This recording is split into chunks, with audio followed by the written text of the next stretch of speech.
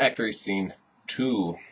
So Juliet still hasn't heard anything, and the last she heard, she'd just been married to Romeo, and she was very, very, very excited for her honeymoon night. So she's just hanging out in her room waiting, and she starts by talking about a little bit about a Greek myth about Phaeton. And Phaeton's father was the sun god, and he pulled the sun with a chariot across the sky. So she wants the day to go by very quickly and get to nighttime. This plays a little bit different because most of the time in poetry, the coming of the morning is a good thing.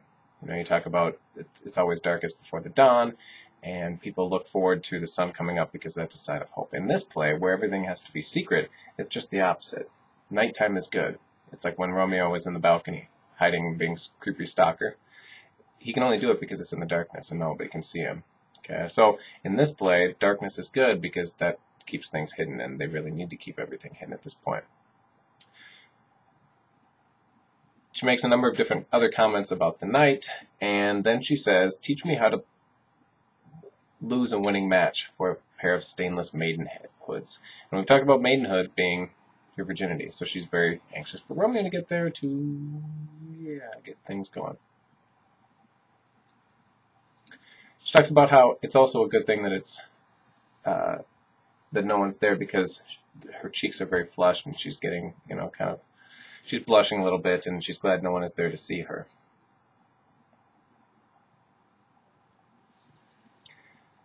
We get some more of the day and night imagery and talking about how Romeo could be, if Romeo were to die, they could cut him out and put him in little stars, and that it would make the sky so beautiful that no one would want it to ever be day again.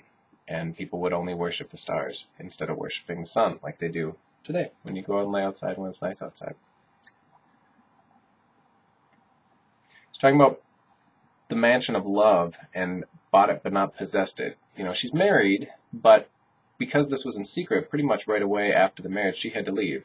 And so she's anxiously awaiting Romeo to get there to consummate the marriage.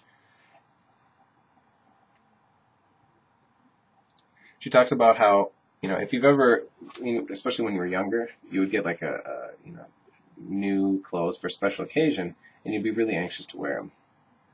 And so that's kind of how she feels right now, like a new kid not a new kid, a kid with new clothes and anxiously awaiting like a big party or something to wear them to, a big special event, so they can show off for everybody. And so she's in a really good mood right now. She's excited about tonight. She's really happy to be married to Romeo. And then all of a sudden the nurse comes in, and everything changes quickly. And if you remember back in, it was either Act 1 or Act 2, when the nurse sent to go talk to Romeo, and then she came back and she was kind of playing coy and not really telling Juliet what she wanted to hear. She kind of does the same thing here, except she's not trying to.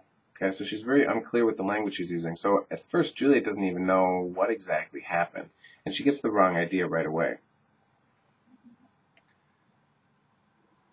Juliet says, "Did you find the cords that Romeo bid me fetch?" So the original plan was that one of Romeo's friends was going to bring a rope ladder, which would then let Romeo climb up the rope ladder, have his honeymoon night with Juliet, and then sneak back. So the nurse says, "The cords." And so now it's going to change from being a rope ladder to something to potentially commit suicide with.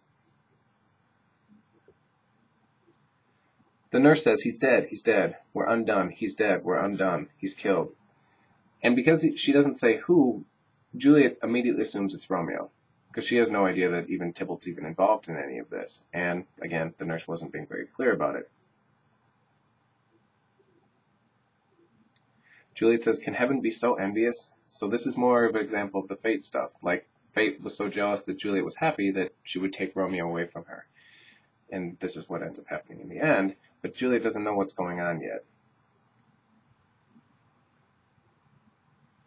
The nurse says, "Romeo, oh Romeo, who would have ever thought it Romeo?" Which is, there's a couple examples in the play when different characters say lines that sound like other lines. And that sounds a lot like the balcony speech, "Romeo, Romeo, wherefore art thou Romeo?" But nurse just turns it around a little bit.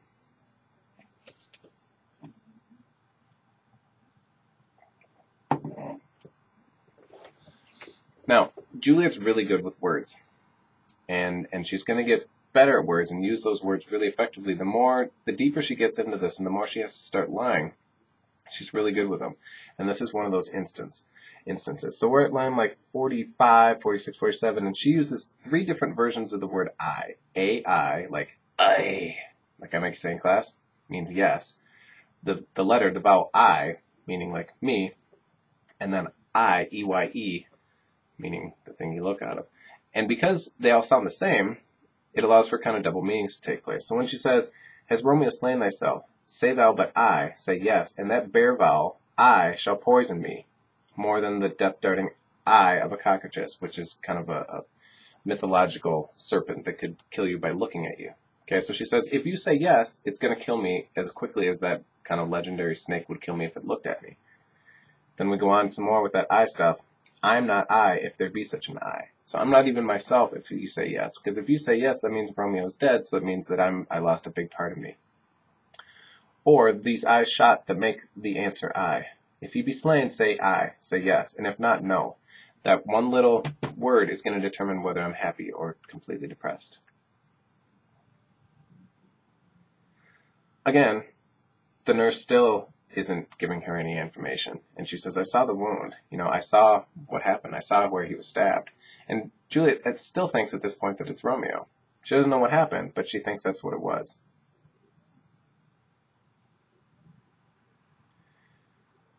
At this point, Juliet's starting to lose it. Okay, she really thinks Romeo's dead, and she's getting really depressed. And she's basically thinking about trying to end her life at this point. Down around line 63, now the nurse all of a sudden starts talking about Tybalt. And she hadn't talked about Tybalt really at all up to this point, but she says, Tybalt, the best friend I had, that I should never live to see thee dead. So now, Julia thinks everybody's dead, both Tybalt and Romeo, so cousin and husband, which is even worse than the original.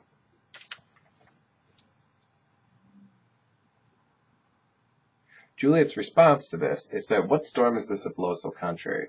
Okay, so this is more of that kind of captain of the ship and storm and the ocean and all that type of stuff. What is fate doing to me now? And now she thinks both of them are dead. And she said, what's the point of living if both of these two are dead? But now, all of a sudden, the nurse comes out with the truth and says, Tybalt's dead and Romeo's banished. He's kicked out of the city and he can't come back again. And at this point, all of a sudden, Juliet realizes what happened, that her new husband just killed her cousin. So imagine you just got married to somebody, and a little bit later that day, all of a sudden, you find out that in these several hours since you've seen your new husband or wife, they killed your cousin. It would be really easy for Juliet to say, Romeo is not the person that I thought he was. And that because no one else knows about that, it would be really easy for Juliet to just say, you know what, this marriage never happened. The only people that know are the nurse and Friar Lawrence and Juliet and Romeo. And the nurse wouldn't say anything, and Friar Lawrence definitely wouldn't say anything, because if he were to contradict and say, no, actually I married these two without anyone's permission, he could get in gigantic trouble. So it would be really easy to just say, you know what, this never happened, and obviously this isn't the person that I thought he was.